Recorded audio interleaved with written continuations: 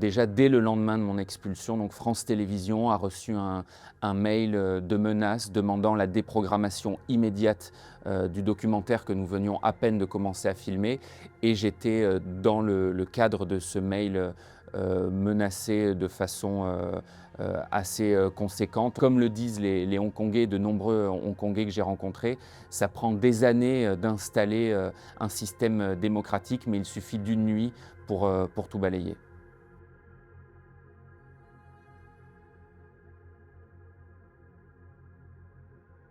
Je m'appelle Antoine Védéier, je suis journaliste réalisateur et je vis et travaille en Asie depuis un peu plus de 10 ans. Le 2 novembre dernier, je suis arrivé à l'aéroport de Hong Kong pour tourner un documentaire que je préparais pour France Télévisions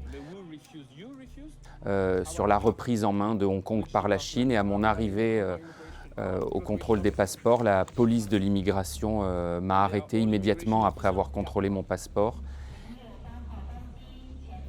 Et j'ai ensuite été amené dans une salle à l'intérieur de l'aéroport où j'ai été d'abord interrogé, puis détenu pendant 3 heures avant d'être ensuite expulsé et remis dans un avion en direction de la France.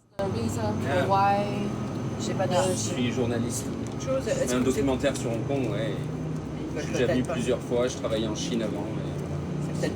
Au cours de ma détention, on m'a laissé mon téléphone portable. En revanche, l'intégralité de mes affaires a été fouillée, mon matériel a vraiment été retourné. Ils ont cherché chaque interstice de ma valise, de mon sac à dos. Ils ont regardé à l'intérieur de mes caméras. J'ai moi-même été fouillé de façon assez musclée.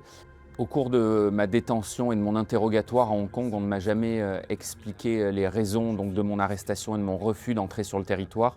En revanche, j'ai su par la suite, grâce à une source au département de l'immigration à Hong Kong, qu'on m'accusait d'être un agent de l'étranger, donc dans la terminologie chinoise, c'est-à-dire un espion, et que c'était la raison pour laquelle je n'avais pas le droit d'entrer à Hong Kong parce que je mettais en danger la sécurité nationale. Après mon expulsion de Hong Kong, les pressions de la part des autorités chinoises se sont manifestées très vite et de différentes façons.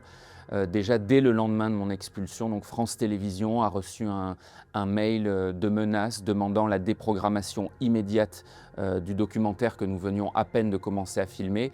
Et j'étais dans le cadre de ce mail menacé de façon assez conséquente.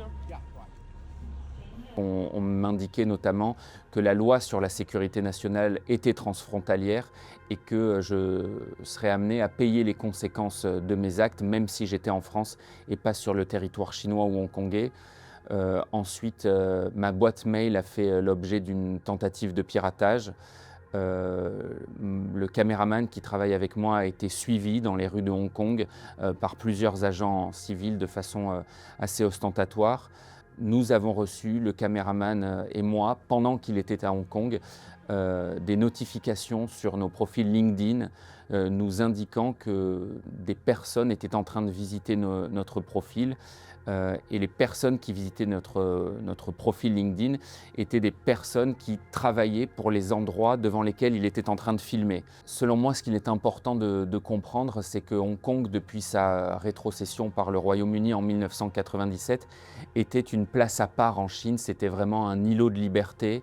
La presse était libre, la justice indépendante, il y avait une opposition politique et cette singularité de Hong Kong, elle avait mis des années à se construire. Et ce qu'il faut comprendre, c'est qu'en l'espace d'une soirée, en juin 2020, au moment de l'entrée en vigueur de la loi sur la sécurité nationale, toutes ces libertés, toute cette singularité a été balayée.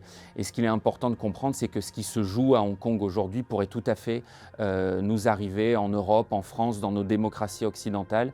Et comme le disent les Hongkongais, de nombreux Hongkongais que j'ai rencontrés, ça prend des années d'installer un système démocratique, mais il suffit d'une nuit pour tout balayer.